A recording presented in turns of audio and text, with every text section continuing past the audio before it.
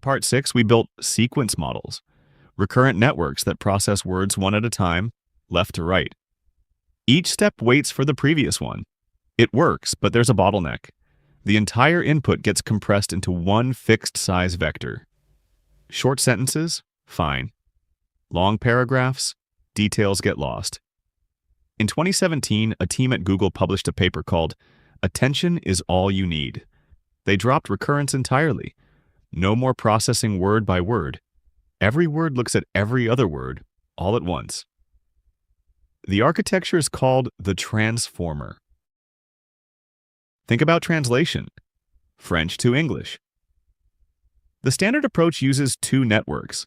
An encoder reads the French sentence word by word and compresses it into a single hidden state vector.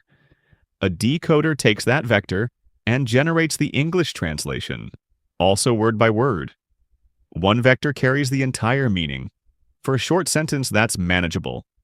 For a 100-word paragraph, it's a serious bottleneck. An earlier version of attention helped with this. Instead of giving the decoder only the final vector, let it look back at the encoder's hidden state at every position. For each English word, the decoder decides which French words matter most right now. That was a big improvement. But the encoder was still sequential, still slow. The transformer asked, what if attention was the whole architecture? The transformer's key operation is self-attention, a word looking at every other word in the same sequence. Not attention across two different sequences, within one. Each word computes a relevance score with every other word, all at once in parallel. Here's why that matters. Take the sentence. The animal didn't cross the street because it was too wide. What does it refer to? The street. Humans know that because streets are wide. With self-attention, the model processes all words at once and computes how strongly each word should attend to every other. It ends up with high attention for street and low attention for animal. No chain of hidden states. A direct connection learned during training. Here's the mechanism behind it. Every word starts as an embedding vector, a list of numbers representing that word. The model transforms each embedding into 3 separate vectors using learned weight matrices: a query, a key, and a value. Think of it like a search engine. The query is the question a word asks. What am I looking for? The key is the label each word advertises. Here's what I contain. The value is the actual content. Here's the information you'll get from me. To compute attention for one word, take its query and dot product it with every other word's key. A dot product measures how similar two vectors are. High dot product means high relevance. When the query of it aligns with the key of street, the score is large. When it hits the key of animal, the score is smaller. These raw scores tell the model where to focus. The raw scores can be large, which makes the next step unstable, so you scale them down. Divide each score by the square root of the key dimension. If the vectors have 64 dimensions, you divide by 8. This keeps the gradients well behaved during training. Then softmax. It converts the scores into weights between 0 and 1 that add up to 1. High score becomes high weight, low score becomes low weight. Finally, multiply each word's value vector by its weight and sum them all up. The result is a new representation for that word, one that carries context from the whole sentence weighted by relevance. Every word in the sentence computes this at the same time. That's self-attention. What do the attention weights actually look like? Picture a grid. Every word along the top, every word down the side. Each cell shows how much one word attends to another. Most cells are dim. Low attention. But you'll see bright spots where one word strongly focuses on another. It lights up for street. Didn't might attend to cross. These patterns form automatically during training. Different layers of the transformer learn different patterns. An early layer might focus on adjacent words.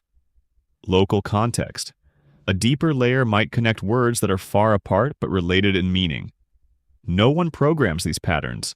The model discovers them through training, using the same backpropagation we've seen since part 3.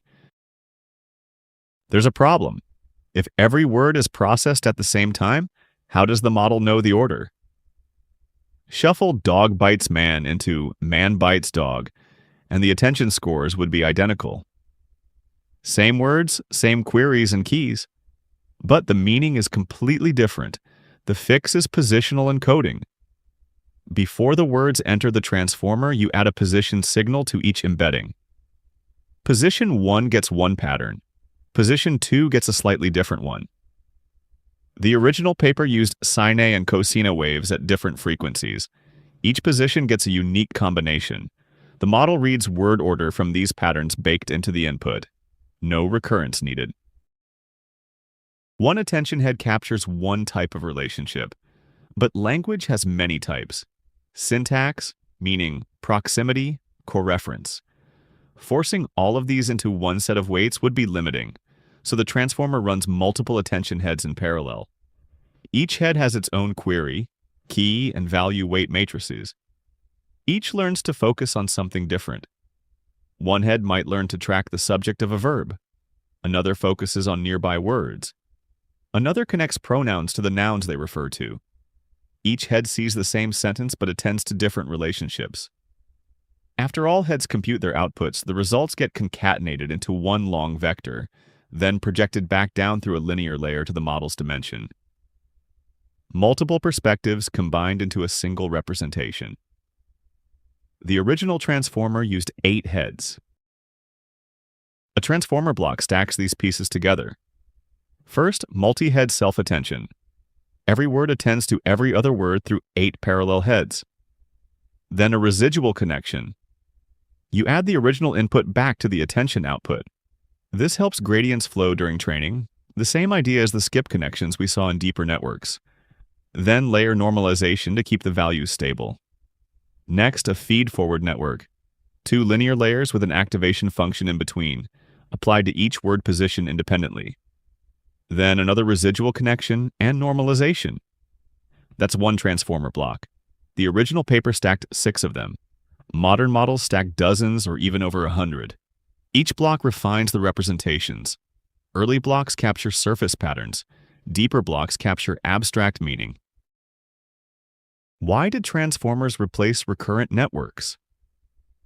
Parallelism. A recurrent network processes word 1, then word 2, then word 3. Each step waits for the previous one.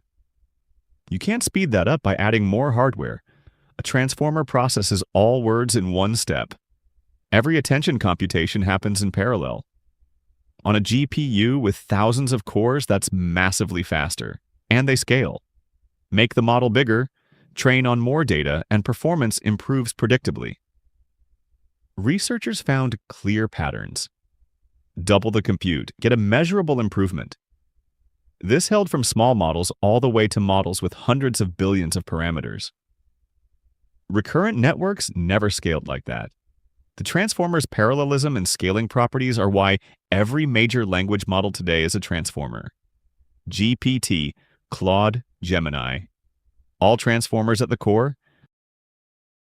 That's attention and transformers. Recurrent networks compress sequences into one vector and process word by word. Self-attention lets every word look at every other word directly with no sequential bottleneck. The mechanism uses queries, keys, and values.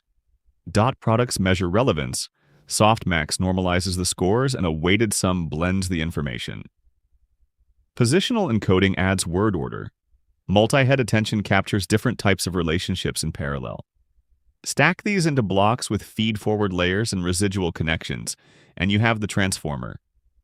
We now have the architecture behind modern AI, but a blueprint isn't enough. You need data, enormous amounts of it. You need a way to turn raw text into numbers the model can process, and you need enough compute to train for weeks on thousands of GPU chips. How do you feed the internet into a neural network? What are tokens? And what happens when you just keep scaling up? That's part 8, training at scale.